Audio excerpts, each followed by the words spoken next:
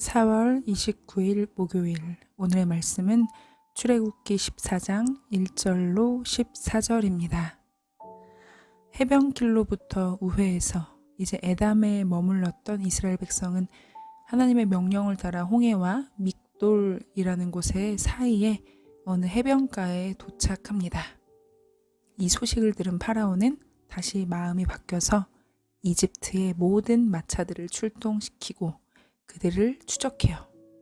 여기서 유명한 홍해 사건이 나오죠. 그런데 정말 재미있는 사실은요, 이들이 방향을 돌이켰다라는 뜻은 남동쪽의 내륙으로 곧장 직진해서 이집트를 벗어난 게 아닙니다. 오히려 남서쪽의 이집트 영토 쪽으로 다시 들어온 거예요. 왜? 하나님께서는 이들을 이집트랑 점점 더 먼 곳으로 인도하시지 않고 다시 그쪽으로 돌아가게 만드신 걸까요? 먼저 하나님께서는 파라오가 착각 속에서 마음을 바꾸어 군대를 이끌고 이스라엘 백성을 추격할 것이라고 말씀하십니다. 왜냐하면 4절에 하나님께서 파라오의 마음을 완악하게 만들었기 때문이죠. 파라오가 보고받은 첩보에 의하면 이스라엘 백성은 돌이켜 엉뚱한 길로 들어가 방랑하는 중입니다. 게다가 그들의 경로는 바다로 막혀 있죠.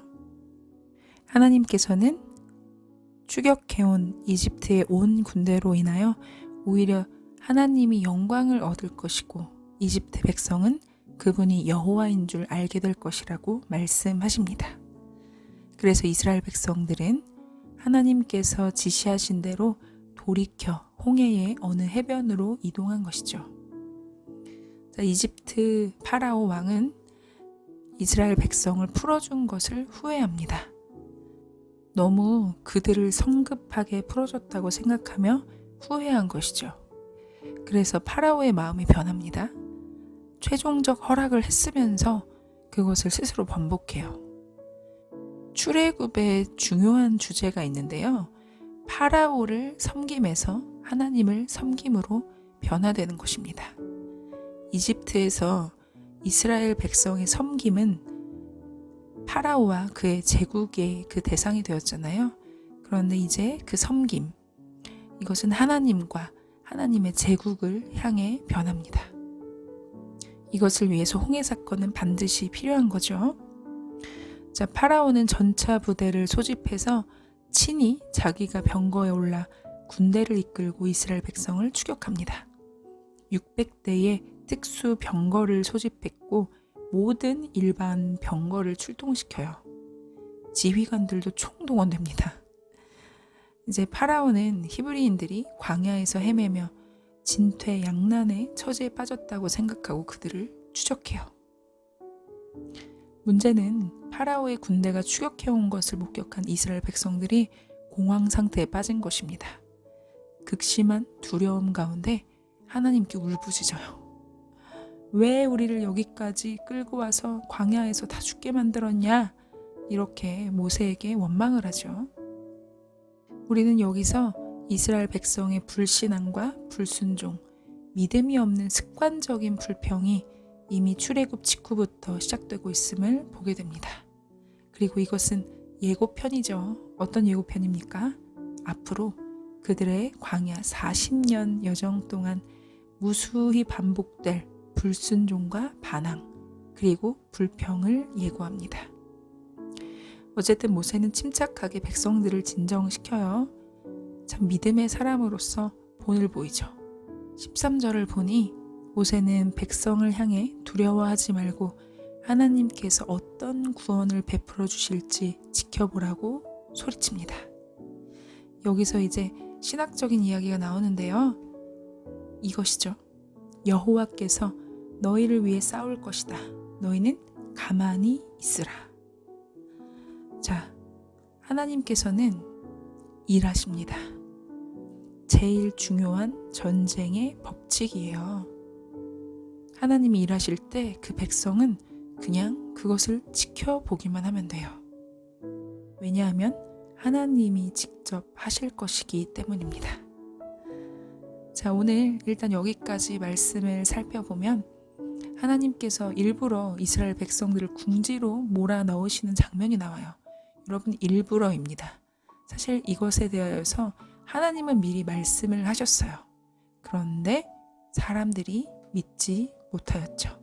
그리고 그 상황 앞에서 자신들의 목숨, 자신들의 안위 때문에 전능하신 하나님, 우리를 출애굽하게 하신 하나님을 신뢰하지 못하고 원망과 불평을 쏟아냅니다.